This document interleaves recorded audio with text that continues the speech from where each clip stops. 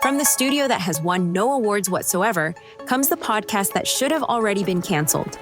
Welcome to another episode of Have You Read This? A podcast for bookworms, lovers of sarcasm, and those dangerously close to overdosing on caffeine. Load up on ibuprofen, because here comes 15 minutes of your life you'll never be able to get back. I have written the intro for this thing, I don't even know how many times. It just shows how far behind I've gotten on doing this. And turns out I wasn't actually dead. I was just reading Infinite Jest. So I was going through some of these old intros, and it was funny how I said something along the lines of, and this was the last revision, like I'm 700 something pages through, and I think I only have 900 more to go. This book was easily 4 million pages. At least it felt that way to me. I was going through reading it, and I was saying things like, I don't really know, because no matter what progress I made reading Infinite Jest, it felt like I was never getting to the end. In fact, there was a point where I felt like I was stuck in that movie Groundhog Day with Bill Murray, and I was reading just the same thing over and over again and not really going anywhere. I don't know if this makes me stupid, because I stuck with it. I had so many people like, just DNF it. And I'm too stubborn. I just wanted to get through reading Infinite Jest. It's a book that a lot of people consider an extremely challenging book. And I don't know, does that make me smart? Does that make me stupid? I have no idea. The only reason that I finished it was out of sheer stubbornness. Not going to do an episode on this book. There are so many podcasts out there about this book. I didn't enjoy it. It was a difficult read. It was a beautifully written book, and this guy is clearly, I would say, at least 40 times smarter than me. So I don't want to criticize this guy's talent, but I will say that this was a really, really challenging book for me. And ironically, I started off the year with this thing. So maybe that means that everything else is going to be great after that. In previous episodes, I've made fun of people who claim that horror novels scare them to the point of being afraid to turn the page. I don't know why. That just seems like the dumbest thing when I see videos and posts like that. And while I have zero plans to stop making fun of these people, it's not stopped me from reading the titles of books that many claim are actually terrifying. In a recent thread somewhere online, I saw several people mention a book titled Nuclear War, a Scenario by Annie Jacobsen. And it was a near universal opinion by anyone that has read this book to also claim that it was one of the most frightening books they have ever read. And I think after finishing it, I will say that I agree with that.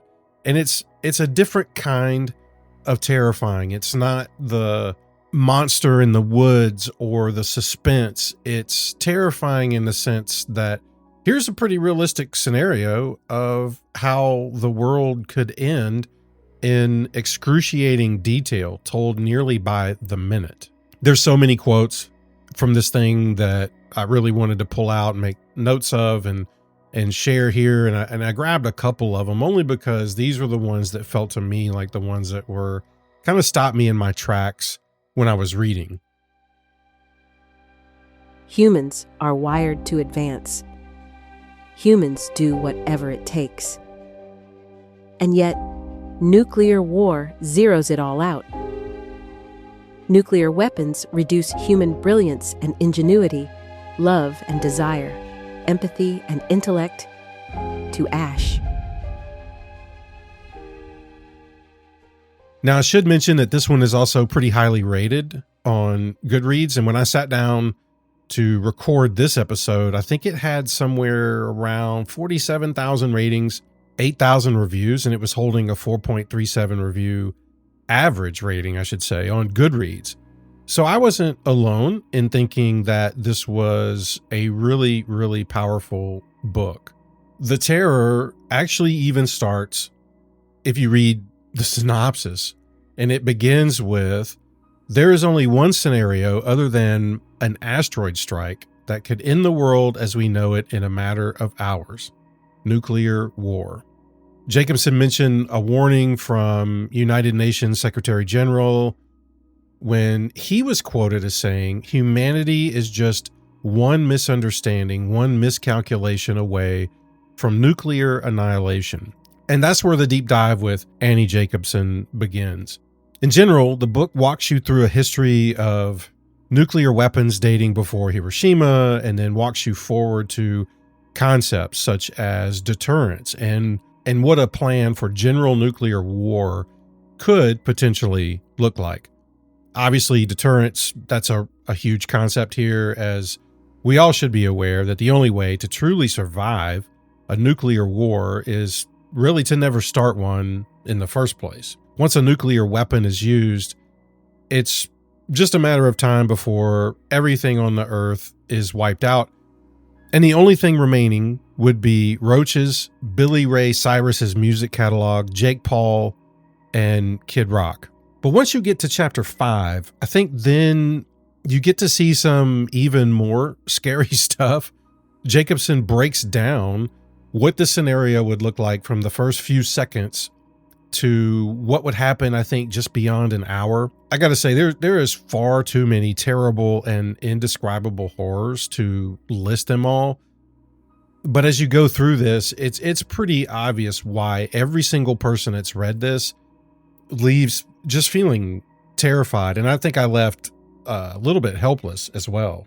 Jacobsen did, I would say, an incredible amount of research. In fact, it makes me worry in some ways that this information is even available. Like, it feels as if so much surrounding nuclear weapons should be concealed, but at the same time, everyone wants to know what the other person has so they can be prepared. How can an author discover how many nuclear warheads the U.S. has? But as I learned reading this, the term being prepared, that whole thing really is just an illusion. Some of the most terrifying facts were the sheer power of these weapons. All of them exponentially more powerful than what was witnessed in Hiroshima.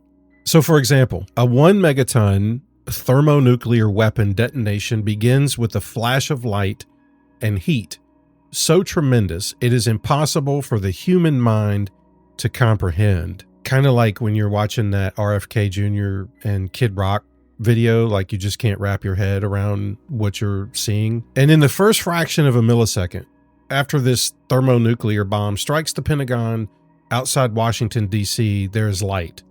Soft X-ray light with a very short wavelength. The light superheats the surrounding air to millions of degrees, creating a massive fireball that expands at millions of miles per hour. Within a few seconds, this fireball increases to a diameter of a little more than a mile.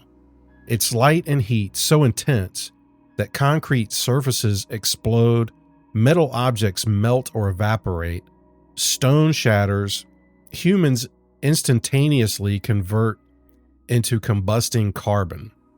So you get the idea. Like, that's a quote, actual quote from the book. And I just can't think of anything more terrifying. And I guess in some sense that if something like that happens, I just kind of hope that I'm instantly vaporized and have no clue of what's happening. As if that wasn't terrifying enough, there's a fact revealed in how many countries could potentially defend against these attacks. And I'm guessing I'm not the only one out there that just figured, oh, we've got the most amazing technology developed, and we have weapons and tracking systems that can detect and basically thwart off any offense that's heading our way. And if you thought that along with me, guess what? You are wrong, entirely wrong. This goes into so many details about not only just an offense, but a defense, and how really we're all screwed. Like, really screwed if one of these things gets launched. It goes into scenarios where we've almost entered into nuclear war because of some miscalculations and things that some of these systems have detected that were actually not nuclear warheads. In a way, it's kind of a miracle that we're even still here, to be honest. And if you're an audiobook person, I think you'll love this even more because Jacobsen's the one who narrated it. Thought she did a fantastic job. And if you want a deep dive into the absolute hell and carnage that would be nuclear war, I just can't recommend this book enough. Like I said, it's frightening. It's just a different kind of frightening. I think because I'm not worried about a ghost in Appalachia that's haunting a cabin, but nuclear war, I feel like that's a greater possibility than me being in the woods with a ghost. So in that aspect, this is way more frightening. And with that, I think I just got to leave you with another one of these quotes from the book that just kind of shows how scary this whole thing really is. I really don't think that you could go wrong by either reading or listening to Nuclear War, a Scenario by Annie Jacobsen.